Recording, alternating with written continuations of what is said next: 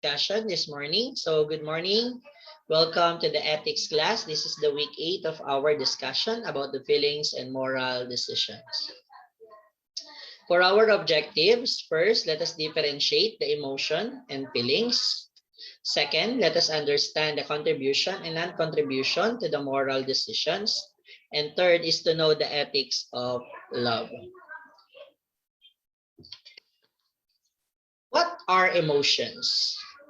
Emotions are distinctive feeling distinguished from reasoning or knowledge or beliefs.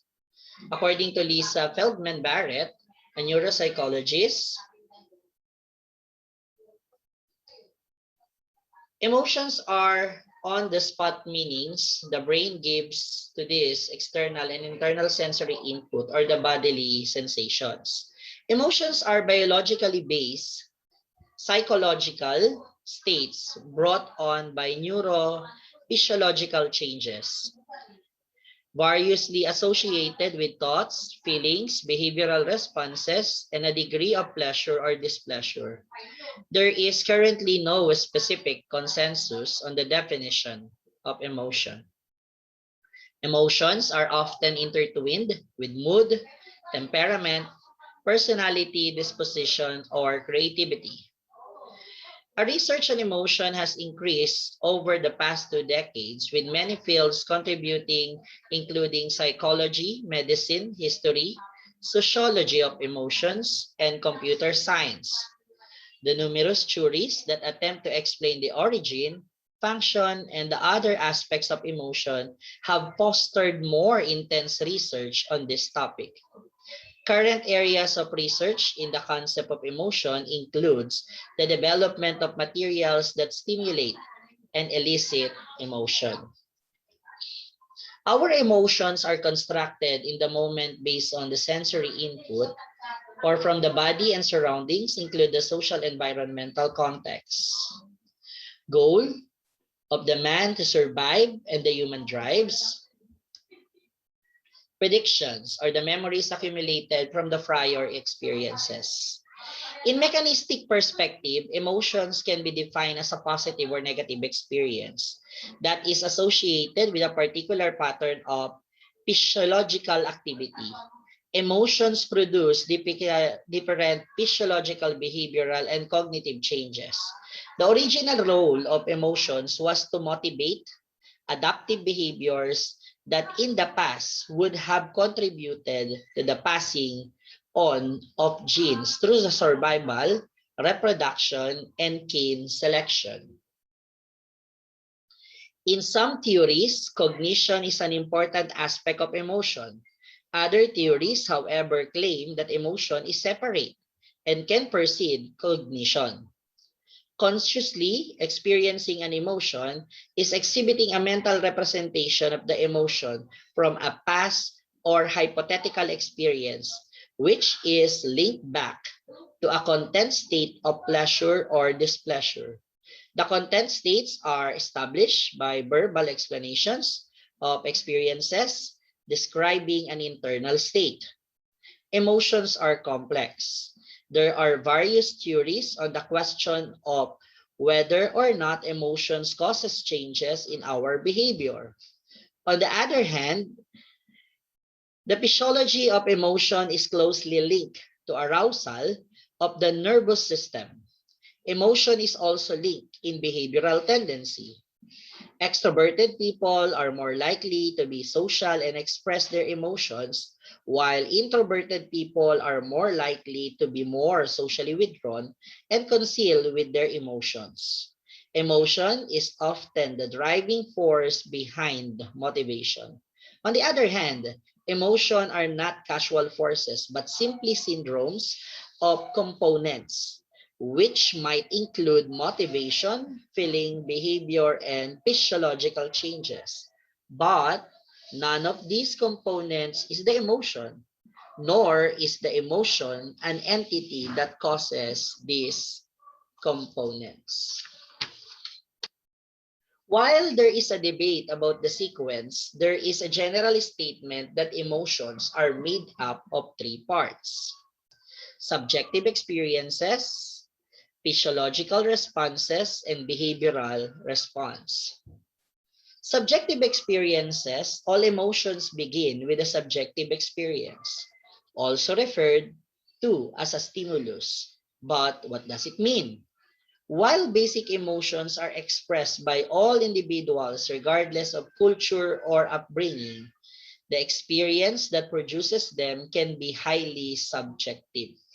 Subjective experiences can range from something as simple as seeing a color or something as major as losing a loved one or getting married. No matter how intense the experience is, it can provoke many emotions in a single individual, and the emotions each individual feel may be different. For example, one person may feel anger and regret at the loss of a loved one, while another might experience intense and sadness. Second is the physiological response. We all know how it feels to have our heart beat fast with fear. This physiological response is the result of the autonomic nervous system reaction to the emotion we are experiencing. The autonomic nervous system controls our involuntary bodily responses and regulates our fight or flight response. According to many psychologists, our physiological responses are likely how emotion help us evolve and survive as human throughout history. Interestingly, studies have shown autonomic physiological responses are strongest when persons' facial expressions most closely resembled the expression of emotion they are experiencing. In other words, facial expressions play an important role in responding accordingly to an emotion in a physical sense. The third is the behavioral responses. Behavioral responses aspect of the emotion response is the actual expression of emotion. Behavioral responses can include smile, grimace, a laugh, or a sigh, along with many other reactions depending on societal norms and personality. While plentiful research suggests that many facial expressions are universal, such as frown to indicate sadness, sociocultural norms and individual upbringings play a role in our behavioral responses. For example, how love is expressed is different from person to person and across cultures. Behavioral responses are important to signal to others how we're feeling, but research shows that they also vital to individuals' well-being. A study in the Journal of Abnormal Psychology found that while watching negative and positive emotion films, suppression of behavioral responses to emotion had effect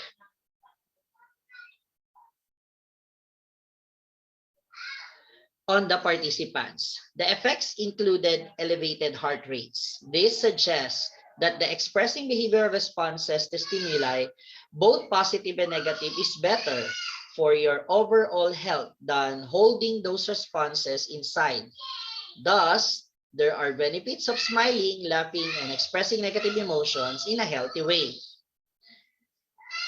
The physiological and behavioral responses associated with emotions illustrate that emotion is much more than a mental state. Emotion affects our whole demeanor and our health. Furthermore, our ability to understand others, behavioral responses plays a huge role in our emotional intelligence. So it is worth watching if you can watch the documentary on the emotional intelligence that you can see in our link in the slide. Emotional intelligence refers to the ability to identify and manage one's own emotion, as well as the emotions of others. Now, after discussing what is feeling, what is emotion, let us discuss now what are feelings. Feelings are an emotional state or reaction. Feelings are the conscious experience of emotional reactions according to Brian Farnsworth. Feeling was originally used to describe the physical sensation of touch through their experience or perception. The word is also used to describe another experiences, such as a feeling of warmth and of a sentience in general. In psychology, the term feeling is closely related to emotion and usually refers to the conscious subjective experience of emotion. The study of subjective experiences is referred to as the phenomenology, whereas psychotherapy refers to the process whereby a therapist helps a client understand their own feelings and experiences. Feelings are also known as a state of consciousness. The following are the wrong and sometimes harmful ideas about feelings.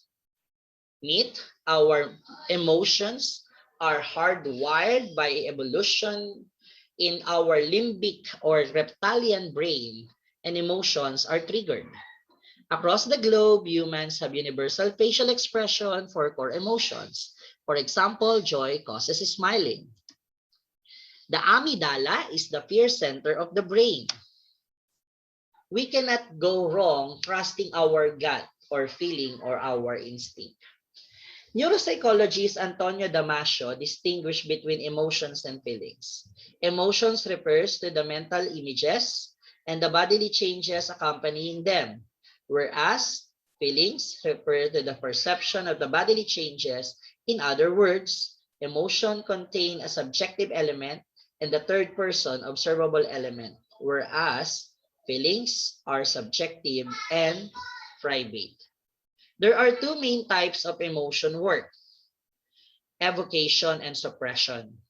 Evocation is used to obtain or bring up a certain feeling, and suppression is used to put away or hide certain unwanted feelings. Emotion work is done by individual, others upon them, or them upon others. Emotion work is done to achieve a certain feeling that one believes that one should feel. Emotions or feelings do not play any role in human acts and is not justifiable with regards to the moral decision. It can never be used as an excuse for our negative actions. For if we allow our emotions to decide, then we are not acting as human beings. Three more specific types of emotion work are cognitive, bodily, and expressive. Cognitive changes, the images; bodily changes, the physical aspects; and expressive changes, the gestures. A person who is sad uses expressive emotion work to lift their spirits by trying to smile. A person who is stressed may use bodily emotion work by, for example, trying to breathe slower in order to lower the stress levels. Emotion work allows individuals to change their feelings so that the emotions suit the current situation. Since individuals want to be fit in and be seen as a normal, they are constantly working on their feelings in order to fit the situation they are in. Human acts are human actions. Men perform knowingly, freely, and voluntarily. Human act must have these three qualifications. First, he must be fully aware of what he is doing or what he will do. Second, he uses his freedom of choice to decide using his innate free will. And lastly, his decision is not coerced by any outside factor. Now, let us proceed for our last topic, which is the ethics of love. What is love? Love is an intense feeling of deep affection. Man can love another person, thing, or event even if does not render love in return. The ethical aspect in love involve the moral appropriateness of loving. Love encompasses a range of strong and positive emotional and mental states, from the most sublime virtue of good habit the deepest interpersonal affection to the simplest pleasure. An example of this range of meanings is that the love of a mother differs from a love of a spouse, which differs from a love of food. Most commonly, love refers to a feeling of a strong attraction and emotional attachment. Love is considered to be both positive and negative, with its virtue representing human kindness, compassion, and affection, as the unselfish, loyal, and benevolent concern for the good of another, and its vice representing human moral flow, akin to vanity, selfishness, amor propre, and egotism, as potentially leading people in any type.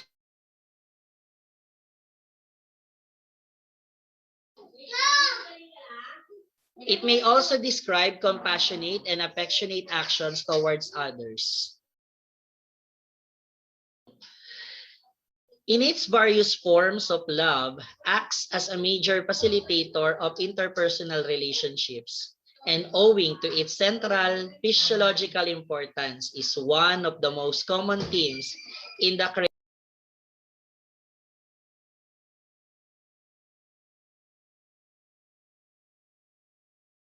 against nemesis and to facilitate the continuation of the species.